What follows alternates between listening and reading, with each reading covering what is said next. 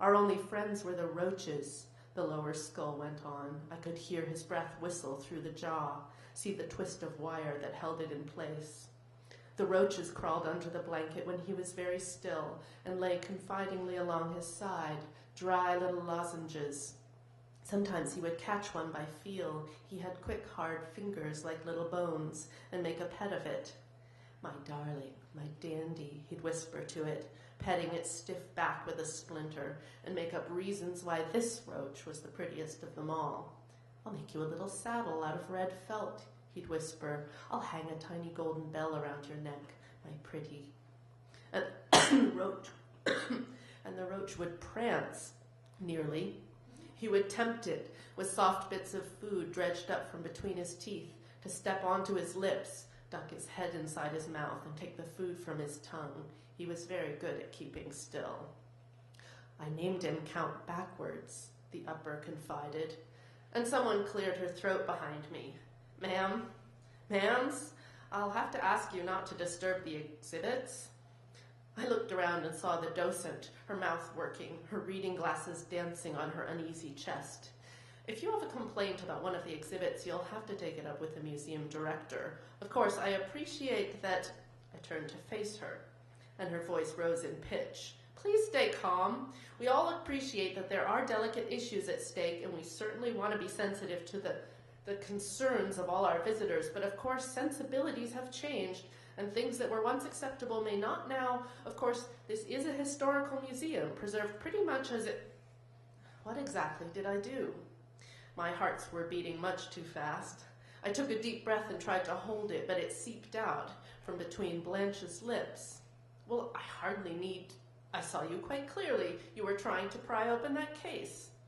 What would I want to do that for? I heard myself say. She worked her mouth some more. I don't know, and I don't want to know, she said with peculiar emphasis. Why would I want to accost, as you seem to be implying, your moldy old specimens? I might be a freak, but that doesn't make me a pervert.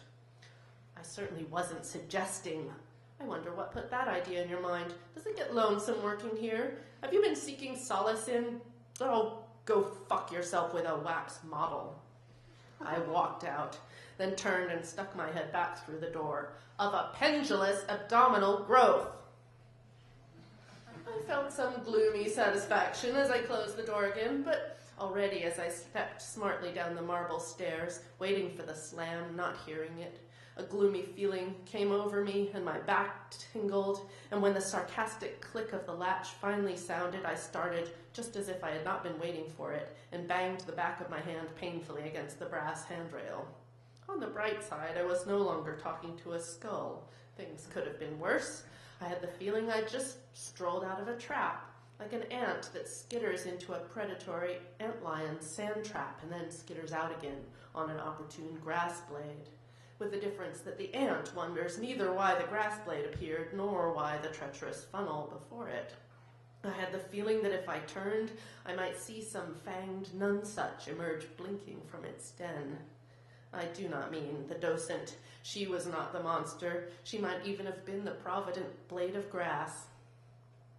In the placid turbine of the revolving door, I felt briefly trapped and pushed hardly on the glass. I was flung out and had to trot to keep my balance. What was happening to me?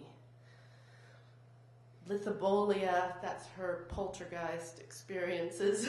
Yes, but something even more frightening, something affecting my mind. The mongoose I could blame on jet lag and lamb vindaloo, but this was harder to dismiss. Had I taken up a dream that Blanche was dreaming, tinting its phantoms with the colors of my own real life? And how did I know what my real life was? How did I know that the part of me that distinguished reality from dream wasn't dreaming too? What an ass. If you can't decide whether a talking skull is real or not, you need your head examined, both heads. All the same, I decided, skirting a planter containing a handsome saguaro, that someone was doing a good job of keeping alive in that climate. I'd better find that clinic quick. I shall close with a song that I'm not going to sing, but in the book is sung by a dead, two-headed, stuffed kitten. It's called The Song of 1.5. or kittens. One just doesn't know. Some people are born with too little. Some people are born with too much. At the College of Surgeons Museum in London, you can behold many such. There's a boy who was born with no fingers, and a girl who was born with a beak, and a boy with a head on top of his head, like the crown of the king of the freaks. The duplicate head was much smaller and stiff as a porcelain doll. The delicate mouth only opened to drool, and the eyes never opened at all. His mother decided to keep him, see what kind of luck he might bring. And as he was falling asleep every night, this is the song she would sing. Well, it's under the blanket with you, my dear, and it's under the blanket you'll stay. The world's already so ugly, dear, so we'll hide your face away, away. We'll hide your face away. 1.5's what she named him, and she gave him a box for a crib. The only possessions he had in this world were a short piece of string and a bib. She covered the box with a blanket, which she would remove for a fee, and once in the morning and once before bed, she fed him on gruel and tea. That boy loved the smell of his mother and the tread of her 2 horny feet. Sometimes she blew him her cigarette smoke as a rare and particular treat. The crack of her ankles was music. The sound of her farts was a bell.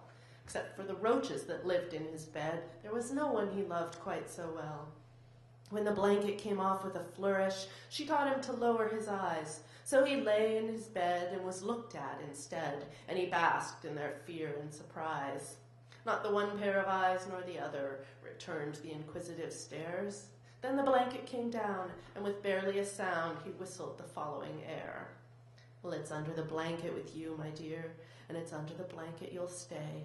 The world's already so ugly, dear, so we'll hide your face away, away. We'll hide your face away. One day, a viper discovered a good place to hide from the sun. He slid in the crib so neat and so quick, the roaches did not even run. The boy was so happy to see him, he patted the snake on the head. The viper, surprised, sank its teeth in his thigh, and 1.5 was dead. But the second head's eyes started open the minute the other one died, and the boy, who had never once uttered a word, opened his mouth up and cried. "Mother," he said, "come help me. I have a pain in my head." His mother strolled over and lifted the cloth and saw that her firstborn was dead. He was curled like a cat round the viper, his lowered eyelashes at peace, but the head on his head lay awake in his stead, and his eyes all around him did feast. She trembled to see those eyes looking. She trembled to hear that mouth speak. "My brother was fond of his mother," he said. "I'm afraid that my brother was weak." His gaze was the law and the sentence. Her judgment was sorely beguiled. How sharper in truth than a serpent's tooth is the gaze of an ungrateful child. She squeezed herself into the cradle and gathered the snake to her calf, and the very last thing she heard as she died was the song of 1.5. Well, it's under the blanket with you, my dear, and it's under the blanket you'll stay. The world's already so ugly, dear, so we'll hide your face away, away. We'll hide your face away. Now his bones are hung in the museum with the bones of a myriad more who fell with too little, or fell with too much, from the crotches of ladies and whores. A crooked and yellow stick figure, 2 skulls eternally wed. Press button at right to turn on the light, the sign by the showcase said. Thank you.